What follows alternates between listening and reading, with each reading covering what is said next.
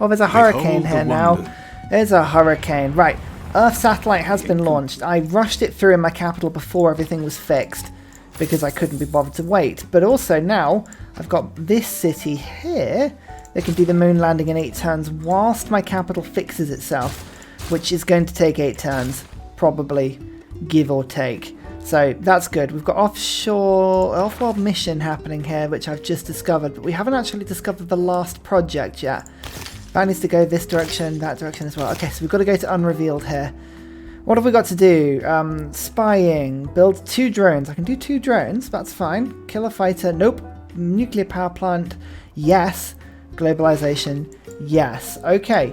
This is fine. We will first... I need to research what nuclear power is, but building a drone should be pretty easy to do. Let's just do that quick. And then we'll rush through. Build 2 airports for globalization. I can't bother.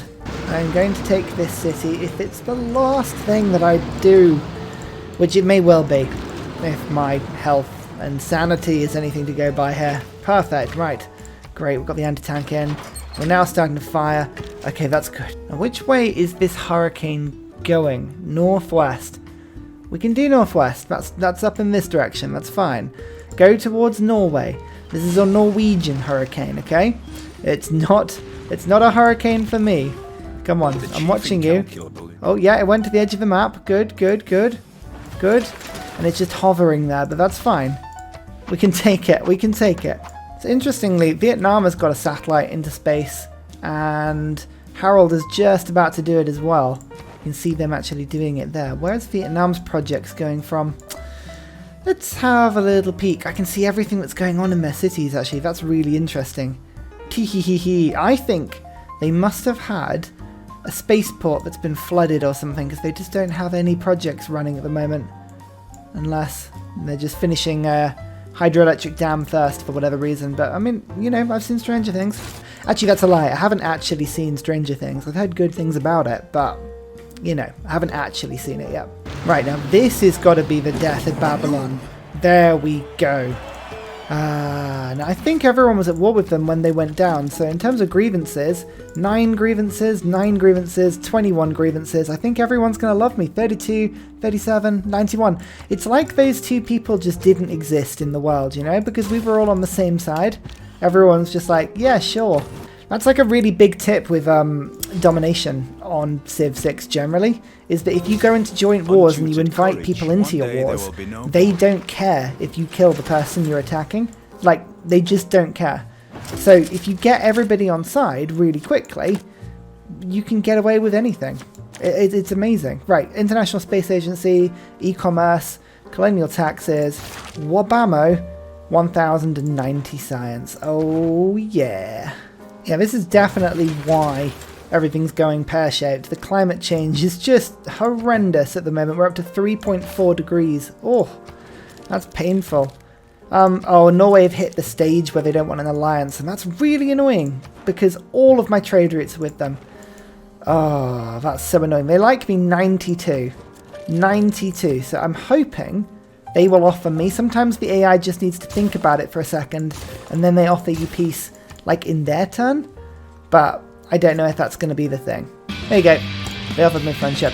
I don't know why that happens. Sometimes the AI, it stops you from being friends if it's certain that you're going to win. It's a little bit like they don't trade you diplomatic favor if you're going for a democracy or a diplomatic win, and they don't trade you great works if you're going for a cultural win. Sometimes they just stop being friends with you, but in this particular case, no, they just needed a second to think about it. But that's good because all of my trade routes are now back online, I guess. Oh, that could have been an absolute car crash if that hadn't have gone on. Oh, I missed out on Stephanie. Damn, Norway got her. That's really annoying. I was even skipping them in order to try and pick her up, but no. Okay, that's a real victory for Norway there. Moon landing in 5 turns. They're actually accelerating past me. That's crazy. Hang on. Look, Vietnam are doing it now. That's really crazy. Have they unlocked the next one, nanotech? No, they haven't. I don't think anyone has unlocked nanotech apart from me. So we are ahead, which is good. 66 techs. We're 6 techs ahead. Considering we were 10 behind for most of this game, like, I'm pretty impressed with ourselves. We've done well. There you go, friends. Stop doing that, AI. Come on, just accept my friendship. If you don't mess around. Korolev is a double space project boost. Really useful. Really, really useful. Paxton gives you way more amenities. That's pretty decent. Okay. Got a great general. What does he do on retirement? I didn't see. Loyalty per turn. Okay, we don't need that just right now.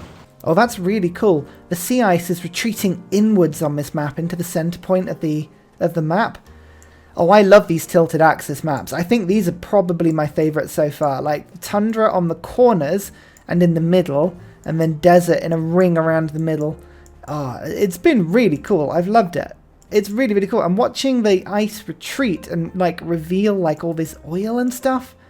It's just, oh, it's so cool. We got to the moon landing first by 1 turn. Norway were very close on our heels. Very close on our heels. Right, I think we want to go synthetic technocracy to get the project boost on these sort of things. We've got Republican legacy, we've got Democratic legacy. There's a lot of legacies. I owe a lot to legacies, clearly. Visselbanken is a really good one. Economic policies, we've got trading, just everything's great. Like, it's one of those games where looking at it and it's like every single policy I could pick here is just awesome. Let's go liberalism back in, because I might be a little low on amenities now that I've come off democracy. I've still got 18, plus 18 in my capital, so that's pretty damn good. Yep, smart materials, got it. Okay, good.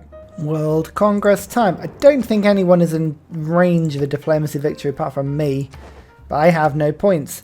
So I'm going to say I would like to go for victory points for Brazil, because they're likely to do that one. World Games sounds good. I'm going to go for melee troops, no, range troops today, and tourism from great works of writing. Let's do that, see what goes through. We've only got 1 vote on each one, so maybe we'll get lucky. Yes. Oh, I should have gone melee. I went ranged.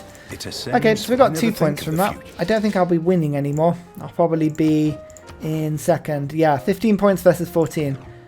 Did anyone build the Statue of Liberty? Yeah, I think that went ages ago. Okay, that's good to know. But we've now got smart materials. So, time to get serious. Mars colony, you say? I'm going to use Korolev to boost this one. Waha! Very good. That's in the air. Okay, actually I should have used Stephanie. That would have been really clever to use Stephanie there, because I could have then switched out. That was really silly. Never mind, we'll do it in a different city. We'll go for exoplanet, like so, and then I will get Stephanie over, who can't even do it because there's something in the way. Oh, hang on. No, that's also really far away. Damn, why did I build all my spaceports in like really difficult places? Nah, you know what? I feel like I'm just going to have to wait, and that's awful. Alright, try number 2. Let's go Korolev again. Exoplanet expedition into the air. Wonderful. Now, 2 turns we can get the off-world mission sorted, and then we'll be winning. No nanotech for anybody else yet, though, so far. So, we're doing okay. There is the off-world mission. Brilliant stuff. Okay, right. Time to use this. So we'll go for some Lagrange stations first. I have a bunch of cities with spaceports primed and ready to go. We'll go terrestrial on the other ones. Hang on, terrestrial like so. And then this city as well, terrestrial. I don't think Frankfurt built one. Nope, and Cologne is still doing it. Okay, cool. Right, well, in that case, we'll just rush it through with Sagan.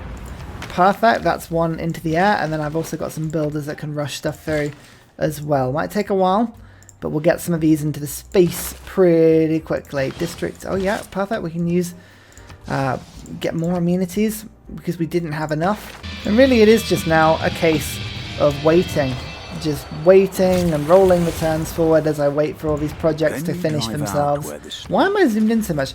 It was just like, hey, do you want to see the inside of a volcano? It's like, I really don't think I do. That's 23 light years done, 8 per turn. These are the turns I really enjoy, where it's like, that one's done, that one's done, that one's done, that one's done. Yes. I'm actually starting to win a culture victory, unbelievably. Managed to amass 589 tourism. It's amazing how much tourism you pick up from war. I always find that to be reasonably ironic in Civ, but the more you war, the more tourism you get, because generally the AI is a lot better than you are at doing that. I'm also getting some engineers and things that give you tourism, which is always quite entertaining. There we go. There's the victory. I just realised Norway was actually declaring and winning a fairly successful war against Vietnam there. What a peaceful and chill game. I also got Caesar's rank on what is a, you know, small 6-player map, so I was pretty impressed with that.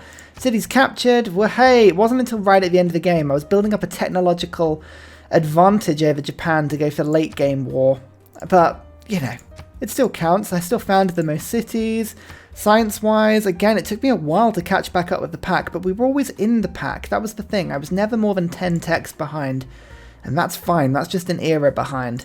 Culture did okay. Faith, I was really, really wildly ballooning on towards the end of that game. Gold, I just stopped spending at the end to skew that graph. Total religions. I mean, this religion was founded like on turn 35 or something crazy. It's mad. Wonders, I did a few of. I mean, yeah, this was a fun game. I really enjoyed this. But look at this, Norway have just gone boom, boom, boom, and are pushing through and are taking out Vietnam, which I am very impressed to see. Well done, Norway. Well done. I mean, they are my ally. I mean, you're my ally as well. But I really liked, I loved this tilted axis map. It was really good fun. I could see this one being really good for multiplayer, just because it's like really random in the middle. You'd need a smaller map. Like this would be way too big for a 6-player game. Unless, is that what people like in multiplayer? Do you not like actually having to like deal with each other? I don't know. Feels like for me, multiplayer, you all need to be sort of crowded into the middle a little bit more so that you actually do things together. But I don't know. I don't play much multiplayer, so I can't possibly say. Right. Let's have a look at the map. And you can see that we didn't get off the ground very quickly. Typical Germany, it was not until the industrial era before we really got started, as we kind of found this huge desert to our right, a desert to the north, kind of stuck a little bit, and as we found some land, it either ran out and Norway was there or Japan was there, and I was like, yes, there's a rainforest to our east, look at it, it's lush and beautiful. And even before I even thought about settling into it, I realized Japan were trickling down and just went blub. And I was like, okay, right, I'm gonna hit this middle area at least. I'll take out that city. That'll be good. And then, of course, they settled right in the middle there as well. I managed to get 3 semi-decent cities out. It was a very slow start from me, I have to say. What's that map? Why can't I see my stuff all of us? Ugh. What a useless... What? Come on. No. No, no, no. Oh, okay. Well, you'll have to pretend that my empire is growing off to the left somewhere. By this point, we discovered unicorns. We had invented a fantasy kingdom based on candy and licorice. It was all very magical. And it wasn't until turn 200 or something like that before we actually invaded Japan. Look, you can see me starting to explore. I explore and I'm starting to settle the little spits of land. Look, there we go. There's a little bit. Why can't it just show me the rest of the map? Come on. I don't want to see that. Oh, there we go. Look, it's treated me to a bit of my own land now.